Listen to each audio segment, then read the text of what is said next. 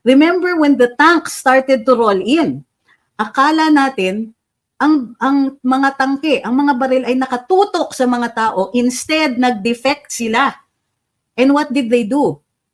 Reversed yung baril. Hindi nila tinutukan ang taong bayan. Instead, sumama sila sa taong bayan.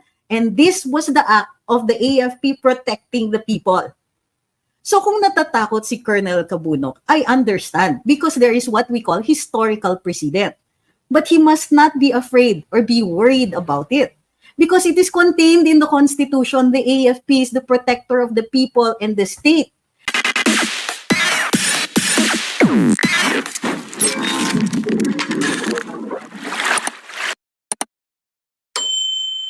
Today's topic, dalawa. Yung role of the AFP, I saw an exchange between SAS and Colonel Harold Cabunok, and maybe it's time for us to pay attention nga to that issue. So magandang gabi sa inyong lahat. Sabi ni Gavin, the AFP is waiting for a mob at EDSA or Malacanang before they will act. This happened during EDSA Revolution. Makati Siege. Oops, bakit ayaw magbukas ng ano? And Malacanang Siege. Kaya umpisahan na ng mga concerned sectors to join hands. Okay, wait ha. Let's examine what the role of the AFP is. Tingnan niyo dito, Article 2 of the 1987 Constitution, Declaration of Principles and State Policies. Section 3, civilian authority is at all times supreme over the military. The armed forces of the Philippines is the protector of the people and the state. Its goal is to secure the sovereignty of the state and the integrity of the national territory. Okay. Mayroong diskusyon nagkasagutan si Colonel Harold Cabunok at saka si SAS Rogando Sasot. Ito yung sinasabi ni SAS. Oops, kay Harold yan. Ang sinasabi ni SAS is,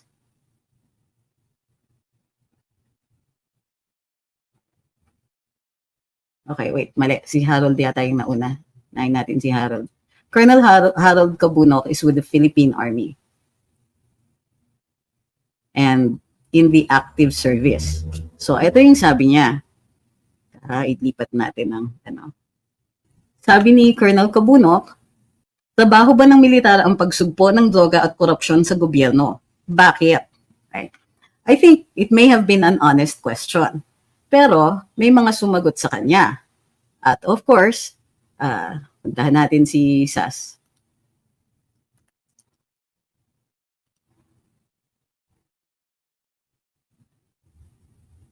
Sabi naman ni SAS, ang paglaban ba ng AFP sa korupsyon ay isang kudeta o konsyensya? Kasi sinasabi ni Colonel Cabunok doon na tila yung paghihikayat na mag-intervene ang AFP pagdating sa droga at korupsyon ay paghihikayat na magkudeta ang ating AFP. So, liwanagin muna natin ang role ng AFP. So, as we mentioned, ayon sa 1987 Constitution sa Article 2, Section 3, the armed forces is the protector of the people and the state.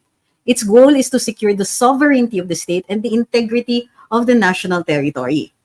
Pagdating dun sa integrity of the national territory, ibig sabihin yan is mayroon silang capability or their goal as the protector of the people and of the state. When they protect the state, they are protecting the territorial integrity, meaning yung kalaban ng estado. So ano yung elements of the state? Territory, sovereignty, people, and government. Diba? Pero ang nakalagay dyan is protect the territorial integrity. So that's part of it. Goal din niya yung soberanya, protektahan ang soberanya. So it protects the country na sugpuin tayo or what's the term? That they will come to invade us. Isa yan. Definitely yan. However, bakit mayroong protector of the people and the state? So nakikita natin yung external defense, maliwanag yan sa AFP. They protect the territory. And they also protect what we call the territorial integrity. Bakit territorial integrity? What does it mean? It means hindi mababaklas-baklas ang teritoryo ng Pilipinas. So you keep it together. Nakikita niyo na lumiliwanag na ba? Do you see where this is going? You're not just protecting the sovereignty, you're also protecting the territory, but you're also protecting the territorial integrity. So, integrity of the national territory, meaning you want to keep it together. Okay, now, what happened? Why is it protector of the people and the state? Okay. Di ba part ng state yung people? Government, sovereignty, territory, people. Pero, protector ka of the people and the state. Kung yung people nandun na sa loob ng state, bakit hiniwalay pa yung people? Because sometimes, it is an element of the state that goes against the people. Meaning, and the only other element is the government. Ibig sabihin, pag gobyerno na po ang nagte-threaten ng seguridad o ng safety ng taong bayan, ang AFP ang protector nito. Bakit natin alam ito? Because the 87 Constitution ay bunga ng 86 Revolution. Now, the 86 Revolution takes into consideration the role of the military during that time. Hindi nila pwedeng i-deny ang role ng military during the 86 Revolution, gumalaw sila. Okay? At ang sinasabi ng mga nanalo, because the history is written by the victors, is that at the time, it was the government that was oppressing the people. The Marcos senior government was oppressing the people. And nung gumalaw ang military, nag-defect sina Enrile, this was an act of protecting the people. Ito pa. Remember when the tanks started to roll in, akala natin ang mga tangke, ang mga baril ay nakatutok sa mga tao, instead nag-defect sila. And what did they do? Reversed yung baril. Hindi nila tinutukan ang taong bayan. Instead, sumama sila sa taong bayan. And this was the act of the AFP protecting the people. So kung natatakot si Colonel Cabunok, I understand because there is what we call historical precedent. But he must not be afraid or be worried about it. Because it is contained in the Constitution, the AFP is the protector of the people and the state. Its goal is sovereignty and integrity of the territory. Kasi pag nagkaaway-away, magpakabaklasan tayo. So, that's why also it is integrity of the territory kasi AFP ang ginagamit para sugpuin ang mga insurgents. Yeah? Ang mga insurgents, internal threat sila sa atin. Gusto nila, yung iba ng mga yan, gusto nila ihiwalay ang ibang mga teritoryo natin sa buong Pilipinas. Imagine nyo kung kunwari yung mga communist insurgents ay nakakuha ng teritoryo at nag-declare sila ng independence ng teritoryo na yon, ang AFP ang magpoprotekta sa atin yan. That is their goal. Their goal is territorial integrity, the integrity of the national territory. So, nire-respeto ko ang ating AFP. Pero wag naman sila mag-pick and choose. I-acknowledge naman nila yung historical precedent na nangyari dun sa EDSA. Hindi man natin kakampi yung mga dilaw, marami sa atin were even present there. Hindi man natin sila kapanig sa politika ngayon. Ang mahalaga ay kilalanin natin yung na ating kasaysayan.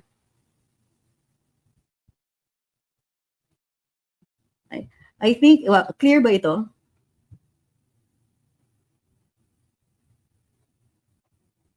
Sus Maria, nakikipag-meeting sa camp ni BBM. Sige nga, nakikipag-meeting. So your dream to be Prime Minister si Bong? Sino may sabi niyan? Sinong nagdi-dream niyan? Ay nako, 3 vloggers ng BBM admin. Naniwala naman kayo. So, yung mga ganyan nila, it's really bad strategy on their part. Sorry, walang ganyan. Walang mangyayari na ganyan. I am not leaving. I am quite happy where I am. And so, ito ngayon ang diskusyon natin. Alam mo so your dream to be Prime Minister si Bong? Sinong nag-dream niyan? Ako ba ang sinasabihan niyo ng ganyan? Tumigil ka nga, stop putting words into my mouth. That's so unsanitary.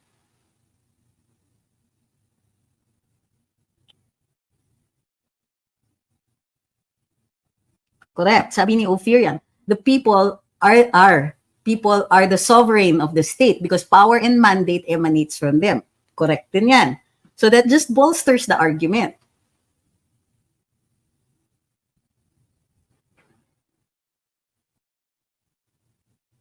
Sabi ni Sugar Hiccup, Prime Minister Bong Revilla.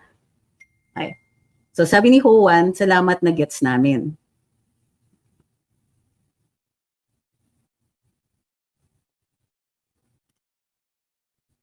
Sabi ni Bright, yung mga nag-akusa kay attorney may pinakita bang picture para sabihin nakipag-meeting siya sa BBM camp?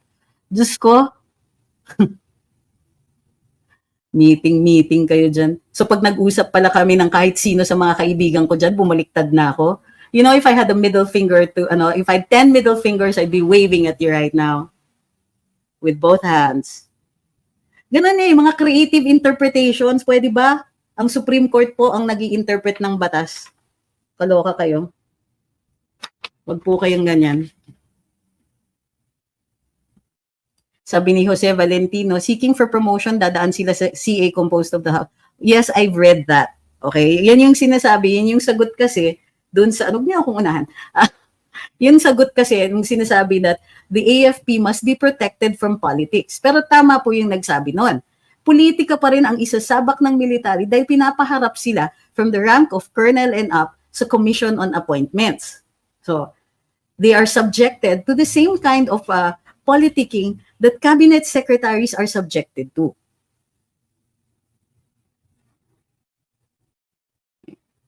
Ngayon, pagka nagsasalita ang mga tao at naghihikayat, sinasabi ni Colonel Cabunok is that para kayong naghihikayat ng kudeta. Pag sinabi natin na kailangan ng AFP, pag sinabi ng iba na na ang AFP dapat i-address nila yung issue ng corruption o yung isa? Droga. Tingin ko dyan is that, first of all, the one thing that they also have to respect is Article 3 of the Constitution, where it states that there is freedom of speech. No law shall be passed abridging the freedom of speech. So, kailangan respetuhin mo na may karapatan din ang taong bayan magsabi ng kanilang hinanakit o kanilang hinaing. AFP, maliwanag ang saligang batas. You are the protector of the people and the state. How do you now interpret this? Ano sa tingin ninyo ang ginagawa ninyo para protektahan ang taong bayan? We have threats. We are threatened by the existence of the proliferation of drugs. We are threatened by corruption. We are threatened. Our liberty is threatened. At what line? Where are your lines? Where are you going to say that, okay, it is now time for us to get up and protect the people? Hindi taong bayan mag-i-interpret niyan. Kayo yung magsasabi, okay, time to get up. Time to fulfill this aspect of the Constitution.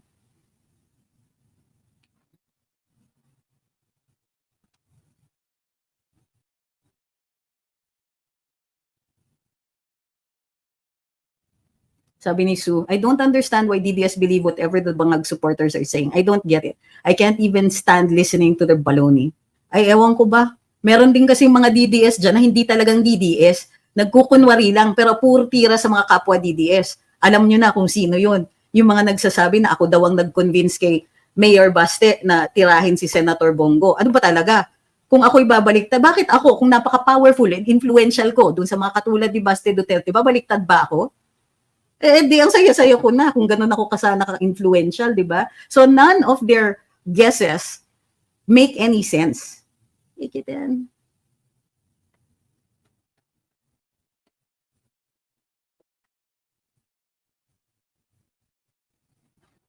Anything under the sun, sinisiraan ka na nila, gusto nilang palabasin na bumaliktad ka na at ginagamit ka na. Style bulok yan.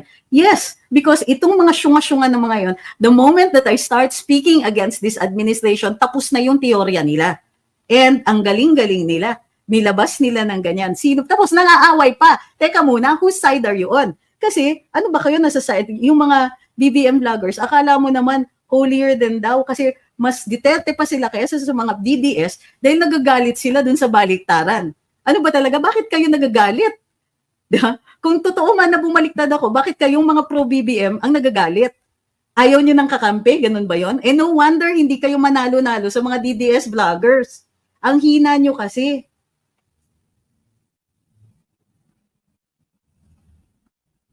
Sabi ni Maisog ako, wag maniwala attorney mga trolls ni Bangag yan, pinag-aaway lang tayo nila. Sino may sabing naniniwala ako? Sinasagot ko nga eh.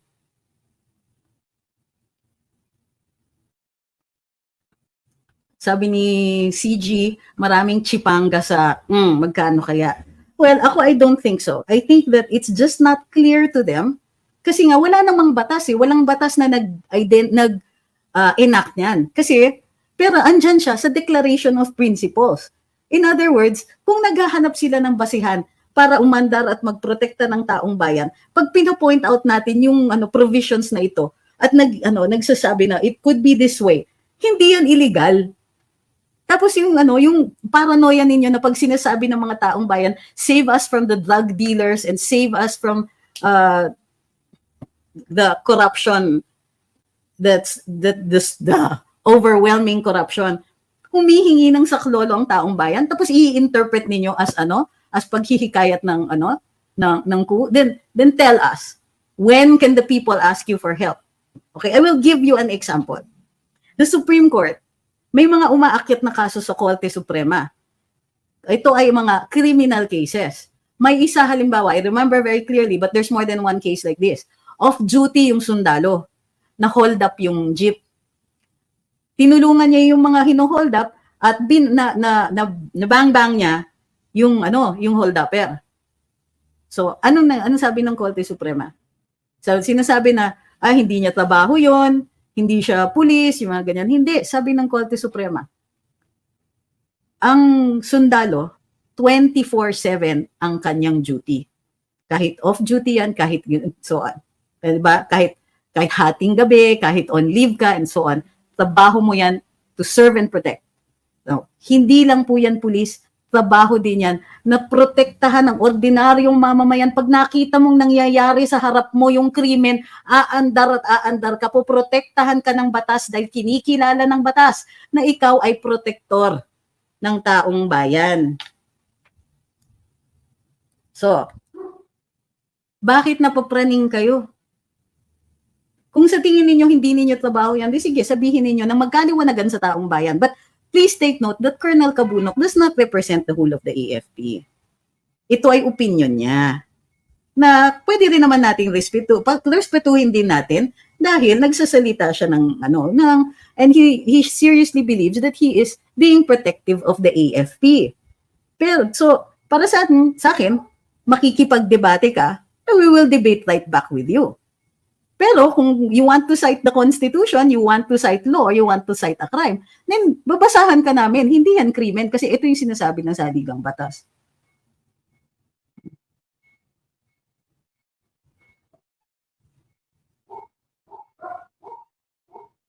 Nasaan na ba yung mga admin ko? Sabi ni Noel Culets na syempre out of topic pero sige sagutin natin. Ask ko lang po kung papayagan po na tumakbo si Alice Guo. Wala namang choice ang COMELEC. If you have all the qualifications and none of the disqualifications, hindi pa siya nakukonvict on anything. So paano siya magkakaroon ng disqualification? So i-attempt nila, i-disqualify siya on her citizenship. Mag-hearing sila. Diba? Hindi pwedeng i-declare mo siya na hindi siya citizen nang basta-basta lang. Kulit eh. Na wala siyang hearing. Diba? Hindi pwedeng ganon. No person may be deprived of life, liberty, or property without due process of law. Sorry. Ang kulit nito when they're kittens and they're halfway being out of kittenship, ay makulit talaga. Anong tinatanong mo, Jolan? At wag mo nang sabihin ikaw ay nagtatanong lang. Kung may tanong, nagtatanong ka nga. Pero kung i-phrase mo yung tanong na pa-insulto na, kahit anong sabihin mo na nagtatanong ka lang, mahahalata ka lang na hindi nagsasabi ng totoo. So ano yung katanungan mo?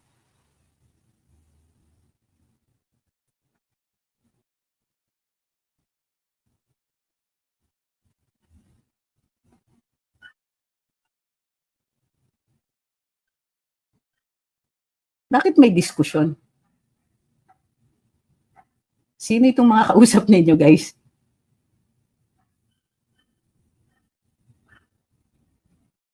Niha says may sariling desisyon ng mga Duterte at hindi sila nakikinig sa mga udyok ng tao. May sarili silang paninindigan at isipan.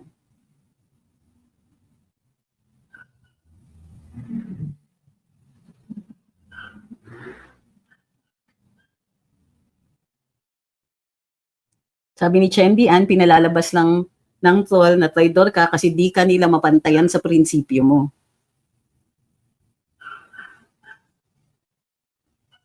Sabi ni Uncle Pops, did the military take an oath nang maging regular na sila? Yes, you uphold the Constitution. Bakit, Colonel Cabunok, sikat puro bugok pala sa Constitution? Huwag mo naman i-expect. Hindi, I think that he was just being careful. I mean, huwag rin naman tayong makipag-away kay Colonel Cabunok. Like I said, miyembro yan ng AFP and they deserve our respect. However, we can call them out pag sila po ay nagkakamali. Or, pag sa tingin natin, they are misquoting the Constitution.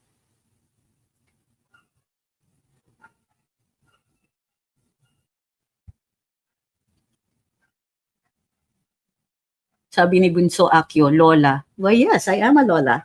Going to be a Lola twice over. At tingin mo kinahihiya ko yun? Are you nuts?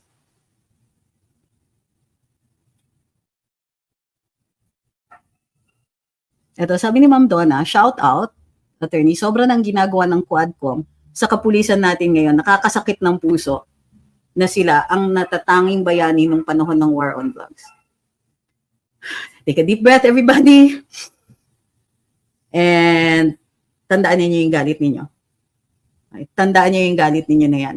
Because we're going to need that. If we're going to make changes, you're going to need that.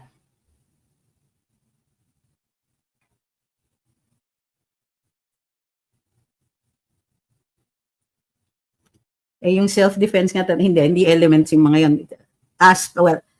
Elements sila pero iba-iba. There is self-defense, there's defense of stranger, there's defense of relative. So, iba-iba po yun. And these are exonerating. Tama ba ako? Exempting, exonerating. How much pa sa military kasi they encompass the state. And nandun yun sa sa saligang batas.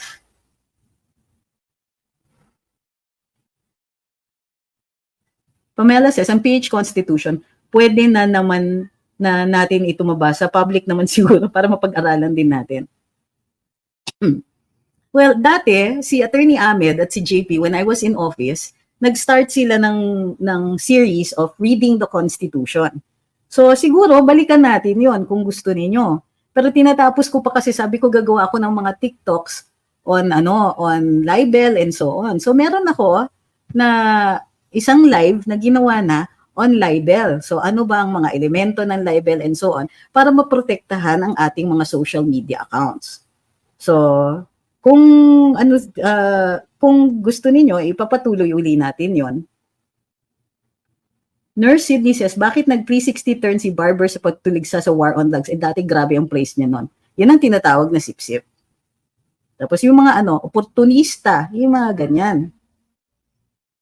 Sabi ni Joel Verdida, hanggang 2028 lang yung Quadcom KO na yan. Ay, huwag kayong mag-alala. Kasi come 2025, marami sa kanila ay hindi na po nasa Kongreso, katulad ni Dan Fernandez. Ewan ko kung si Paduano kasama doon, pero si Benny Abante ay last termer na rin. Sino pa ba? So, a lot of them are running for local government positions. Pilipinas atin to says, democracy thrives on informed choices. When we cloud the waters with falsehoods, we're not just influencing outcomes, we're undermining the very process that gives voice to our choices. Yes, pero, ganito ha, the freedom of speech doesn't say that it has to be true all the time. The freedom of speech guarantees discussion. Ibig sabihin, hindi rin natin pwede masyadong yung tao, whether they're right or wrong, but these discussions must keep continuing because that is how we get to the truth. If you try to take down people who are saying things that are contrary to what we say, hindi rin maganda yan.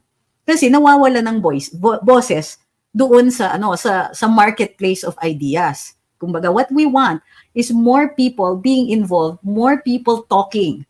Ang ginagawa kasi ng mga trolls is they are trying to bully us into silence. So their principles, kumbaga, ang kanilang prinsipyo sa pagsasalita, sa pagdating dito sa karapatan magsalita at magpahayag, ay patahimikin tayo.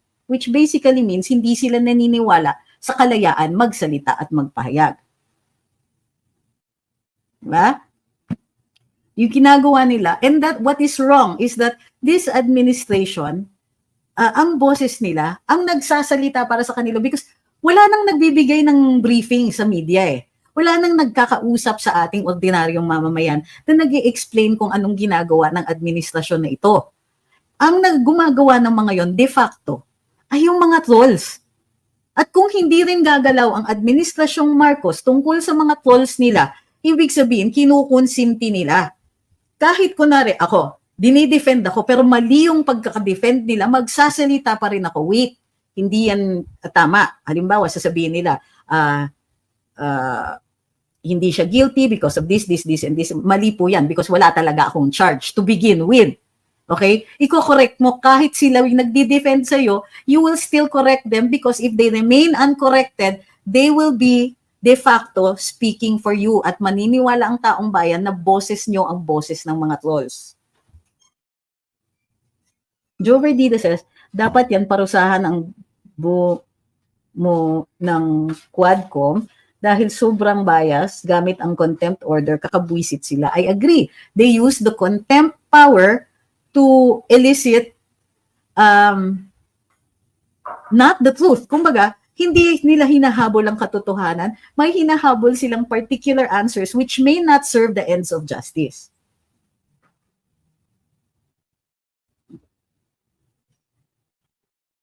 Sue Andaya says, Alice Guo declared for not running. She said that she would take care of the problems first na hinaharap niya dahil hindi naman daw fair sa taong bayan. Well then, bravo to her. But, hindi siya disqualified. Magkaliwanagan lang. As far as I can see, hindi siya disqualified.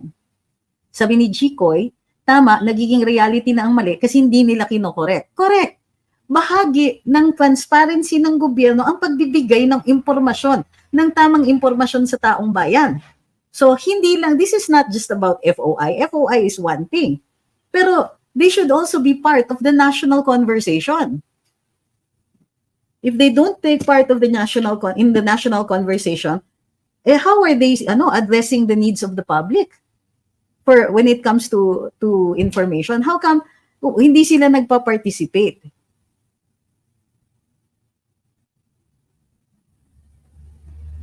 Sabi ni Ma'am Christine, hearing in court, it has to be made clear. Feel na feel kasi ng legislature mag-overstep into other branches, so much so, some people now believe hearing, aka due process, is what's happening here.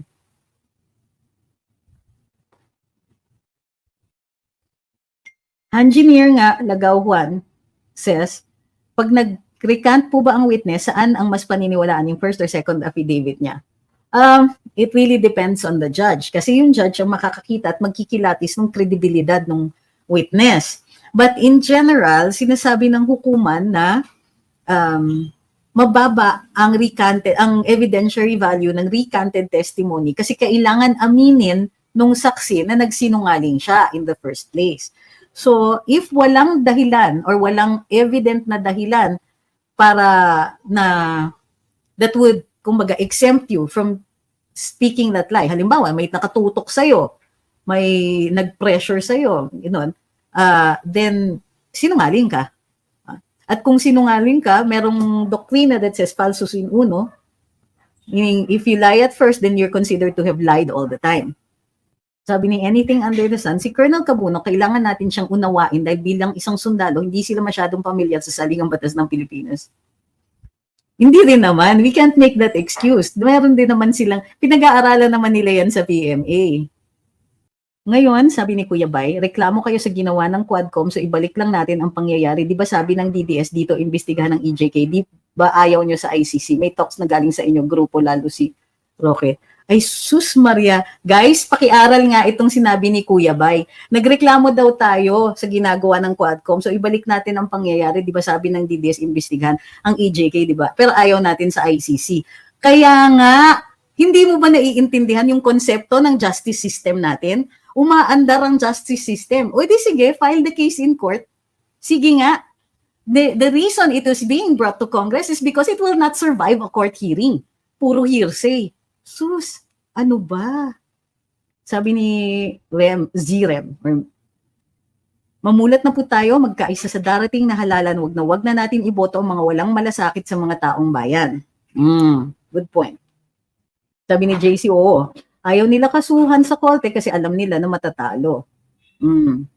Sabi ni Nurse Sydney, bakit yung mga party list congress ngayon, di na kumakatawan sa minority sectors? Kasi madam, sino ba ang gumawa ng enacting legislation? Okay? Hindi ba kongreso din? At gumawa sila ng batas na that works in their favor. Para nang sa gayon, pwede silang halos forever yung pamilya nila. Republic Act number 7491.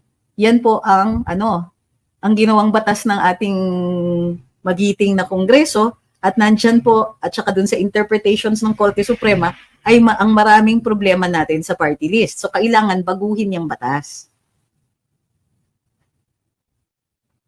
They were not posted on my page. Sabi ni Roberto Reyes, any comment about 3 bags carried by Tariela that are posted on your page? I did not post about 3 bags carried by Tariela. Hindi po ako yon, even assuming. Wala pong ganon. So, since hindi ko post yan, ba't ako magko-comment? Hindi naman ako yung chinikahan ng source nila. Bakit ako yung pinapa-comment ninyo? Sunny says, itinuro po ba sa PMA ang critical thinking? Well, dapat. Kasi mukhang ang training ng sundalo ay follow orders only. We can't blame them. Kahit may vlogger na sundalo, mukhang for propaganda only. No naman. Pero para sa akin, if you're going to engage in debate, be prepared. Nababasahan ka ng saligang batas, especially since you brought up a law. Pag hindi nanalo ang Quadcom personalities, pwede ba gamitin ang pag-abuso nila para kasuhan sa ombudsman? Hindi po. Kasi nga, ang mga sinasabi nila during the course of a congressional inquiry or privileged speech or basta nagsasalita sila sa loob ng kongreso in their capacity as congressmen, hindi pwede sa press con, as congressmen, then they are immune from suit. Yes.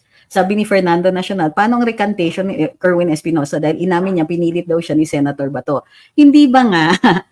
Ang dami na nga yung mga yung recantation dun sa kaso ni Laila de Lima, hindi ba ganun din nga?